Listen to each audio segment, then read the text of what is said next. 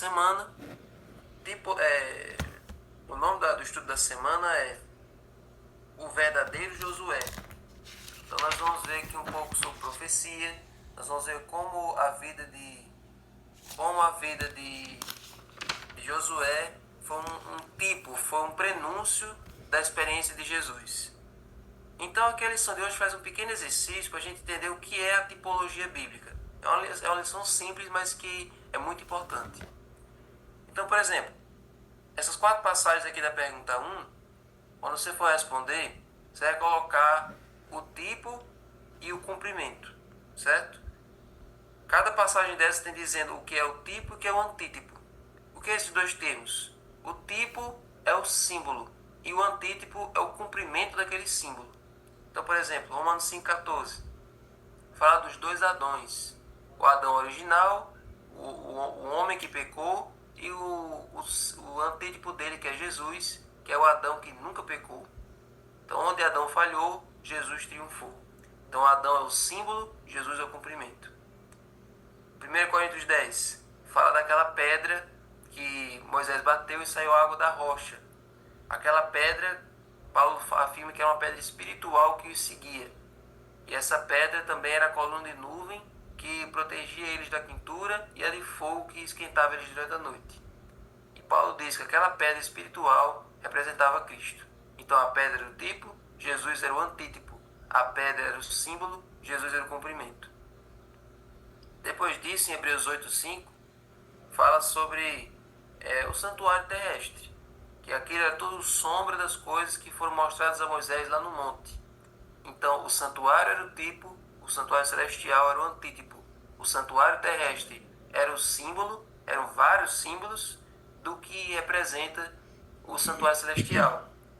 E, mais especificamente no capítulo 9, 23, fala que o sumo sacerdote ele tem que fazer todos os dias sacrifício de cordeiros.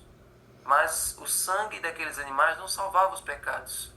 Então aquilo tudo era um símbolo daquele que realmente pode salvar os pecados, que é Jesus através do seu sacrifício feito de uma vez por todas. Então a Bíblia é cheia disso, cheia de símbolos, cheia de cumprimentos, de símbolos, vários elementos do Antigo Testamento, eventos, pessoas, tudo isso apontava para o Novo, certo?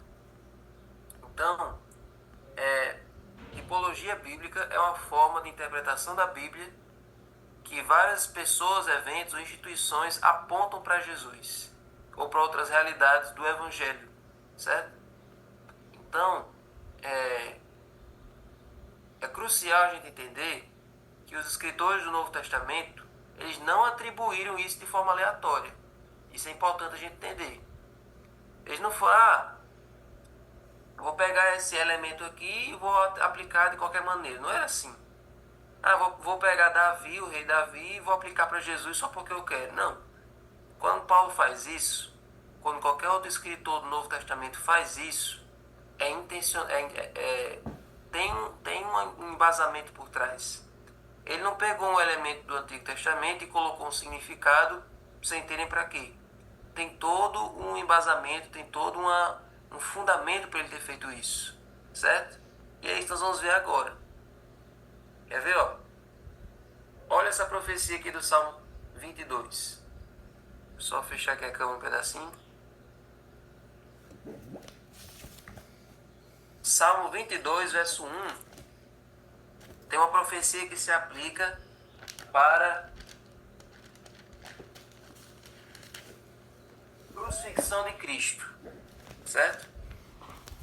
Como assim? Como é que tem uma profecia, livro de Salmos 22, 1, que se aplica para Jesus? Na verdade, Davi, além de ser rei, além de ser guerreiro, além de ser poeta, era também profeta. E muitas das experiências que Davi teve na sua vida, que Davi colocou no Salmo, elas se aplicam na vida de Jesus, principalmente na paixão de Cristo. Então, ó, eu vou ler essa passagem aqui e vocês vão perceber que tem uma... Vocês vão entender alguns paralelos, algumas similaridades com o texto que eu vou ler daqui a pouco. Olha aí, ó. Você acha que esse texto é familiar? Ó? Deus meu, por que me desamparaste? Por que se acham longe da minha salvação as palavras do meu gemido? Reconheceu essa frasezinha? Deus meu, por que me desamparaste? Pronto, essa aí é uma oração de Davi. Davi, ele escreveu esse grito de angústia e um salmo de louvor, como tem o nome aí. Agora olha o verso 14 a 18, é mais específico ainda. Derramei-me como água, todos os meus ossos se desconjuntaram, meu coração se fez como a cera, derreteu-se dentro de mim. Secou-se o meu vigor, como um caco de barro, e a língua se me apega ao céu da boca. Assim me deitas no pó da morte, e assim me deitas no pó da morte.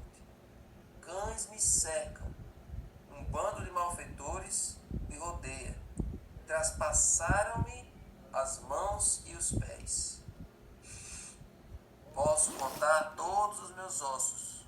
Os meus inimigos estão olhando para mim e me encarando. Repartem entre si as minhas roupas e sobre a minha túnica lançam sortes.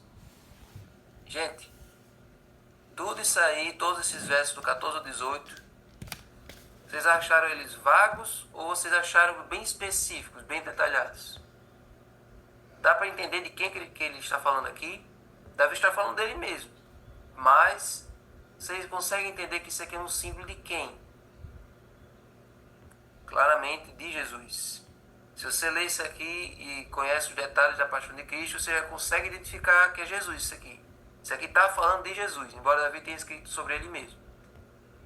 Mas como é que a gente pode ligar Davi a Jesus? Só por parecer, só porque a narrativa os versos eles são bem literais com relação ao que Jesus passou? Só por causa disso? Não. Um tipo que está no Antigo Testamento, ele é sempre validado com base nos escritos proféticos, antes de adquirir um cumprimento no Novo Testamento. Então, por exemplo, uma pessoa do Antigo Testamento, ela só é considerada um símbolo de alguém no Novo Testamento se tiver uma profecia validando isso.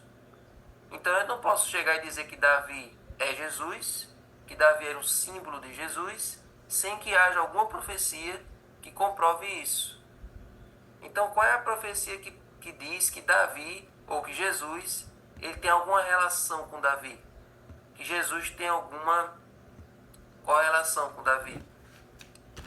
Antes da gente ir para a passagem lá do Evangelho de João, onde nós vamos ver essas mesmas descrições aqui do Salmo 22, do mesmo jeito lá na morte de Jesus, vamos ver o link entre o personagem de Davi e o personagem de Jesus. Olha, quando a gente vai, por exemplo, para Jeremias 23:5, diz assim, Jeremias 23:5, diz assim, eis que vem dias, diz o Senhor, em que levantarei a Davi um renovo justo, que como o rei que é, reinará, agirá com sabedoria e executará o juízo e a justiça na terra. Nos seus dias, Judá será salvo e Israel habitará seguro. E este será o nome pelo qual será chamado, Senhor, Justiça Nossa. Então, várias profecias, vocês estão vendo aí Isaías 9, de 5 a 7, ele será chamado de maravilhoso conselheiro, Deus forte, Pai da eternidade, príncipe da paz.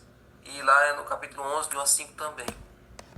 Então, os profetas falavam que Deus iria levantar um rei igual a Davi, só que bem melhor. Seria o rei, o príncipe da paz. Seria aquele que ia trazer descanso para Israel, aquele que iria trazer dias de salvação, ele ia salvar o povo de Israel. Como não teve nenhum rei depois de Davi que cumprisse essas características, aí alguém pode dizer assim, então a promessa de Deus não se cumpriu. Então, tudo isso aí que Deus disse não aconteceu. Mas o que foi que a gente estudou no final da semana passada? Todas as promessas de Deus têm em Jesus o amém. Tem em Jesus o sim. Então, embora não tenha havido um rei humano que tenha cumprido essas características aqui, em Jesus as promessas de Deus se cumpriram. Jesus é esse rei da linhagem de Davi que veio trazer salvação não só para Israel, mas para mim e para você, para o mundo todo. Então, ele cumpriu aquelas profecias. Então, por isso que Davi era um símbolo do que Jesus viria a se tornar. Davi foi aquele rei, um rei quase perfeito, embora com muitas falhas, mas eles foram um dos melhores reis de Israel. E a trajetória de Davi, o que Davi experimentou na vida, se tornou um símbolo do que Jesus experimentar na sua morte. E aí, quando a gente vai para João 19, a gente vê tudo isso que a gente leu lá no Salmo 22 se cumprindo na morte de Cristo. Ou melhor, olha o Salmo 19, verso 24. Por isso os soldados disseram uns aos outros. 23, 24. Os soldados, pois, quando crucificaram Jesus, pegaram as roupas dele e dividiram em 4 partes, uma parte para cada soldado, e pegaram também a túnica. A túnica, porém, era sem costura, toda tecida de alto a baixo. Por isso os soldados disseram uns aos outros: não a rasguemos, mas vamos tirar sorte para ver quem ficará com ela. Isso aconteceu para que se cumprisse a escritura que diz: repartiram entre si as minhas roupas e sobre a minha túnica lançaram sortes. E foi isso que os soldados fizeram. Viu aqui que o apóstolo João deixou um espaçozinho no parágrafo para fazer uma referência ao Salmo 22? Então, é tudo ligado. A Bíblia é toda conectada. E quando a gente vê mais para frente, a gente vê no verso 28, Jesus diz: eu tenho sede. E lá no Salmo 22, Davi diz: a minha língua se apega ao céu da boca, eu já estou todo seco. Então, e outra hora que Davi diz assim: os meus ossos desconjuntaram. É fato que tem outra profecia que diz que nenhum osso de Jesus se quebrou. Mas ali na hora da crucifixão, isso a gente vê lá no filme da Paixão de Cristo, tem uma hora que os soldados eles deslocam o ombro de Jesus para poder caber no lugar onde ia bater os pregos. Então também é o cumprimento daquela profecia. Os meus ossos desconjuntaram. Na cruz Jesus foi moído. Ele foi traspassado pelas mãos e pelos pés, como diz no Salmo 22. Então, essa experiência que Davi teve, embora fosse ali, é como se Davi tivesse escrito de uma forma um pouco exagerada. Mas isso se tornou um símbolo que ia acontecer de verdade com Jesus. Então, há esse paralelo entre o tipo e o antítipo. E entender isso faz com que a nossa experiência com a palavra de Deus seja ainda mais rica, seja ainda mais dinâmica, seja ainda mais interessante. Então, profecia é assim. Por isso eu digo que profecia é a melhor parte da Bíblia. É a melhor parte de se estudar na palavra de Deus. E essa semana nós vamos estudar um pouco sobre isso. Amanhã nós vamos ver isso de novo, o que é tipo e o que é antítipo. E depois, a partir da terça, nós vamos estudar a relação entre Josué e Jesus. Então, gente, estuda a lição, se prepare, busque a Deus. E agora nós vamos para o estudo do livro. Mas antes vamos fazer uma oração. E lembrando, quem está aqui, convide seus amigos e as pessoas que deixaram de entrar para que voltem a entrar para o Zoom, para que esse culto possa se tornar mais vivo, mais dinâmico. E assim, cada um compartilhando a sua experiência, esse culto possa se tornar ainda melhor. Convide as pessoas que deixaram de entrar. E agora, vamos fazer uma oração para a Nilza poder ler o capítulo de hoje do livro, de onde parou. Senhor Deus, muito obrigado, Senhor, por esse estudo da Tua Palavra. Muito obrigado, Senhor, por entender, por nós temos a chave para entender as profecias, porque o Senhor não nos deixa no escuro, o Senhor descortina essas maravilhas diante de nós, e a cada profecia descoberta, a cada símbolo aprendido, nós vemos que o Senhor não dá ponto sem nó. Nós podemos confiar na Tua Palavra, confiar nas Tuas promessas, porque elas vão se cumprir. Em Jesus, todas as Tuas promessas encontram um sim. Todas as Tuas promessas encontram um amém. Então nós cremos que o Senhor vai voltar, cremos na vida eterna, porque até agora o Senhor não nos decepcionou. Até agora o Senhor não nos desamparou e não deixou de cumprir nada que o Senhor prometeu. Que a nossa certeza e a nossa fé em Ti aumente a cada dia mais. Abençoe esse culto, Senhor, para que possa aumentar, mais pessoas possam entrar como era antes, e abençoa agora o estudo do livro, que possamos aprender a pedir mais, e que cada pessoa que for ler esse livro, o Senhor leia com entusiasmo do fundo do seu coração, para que nós possamos aprender de forma genuína e espontânea como falar contigo cada dia mais. Em nome de Jesus, amém. Amém. A Roche News. Olá.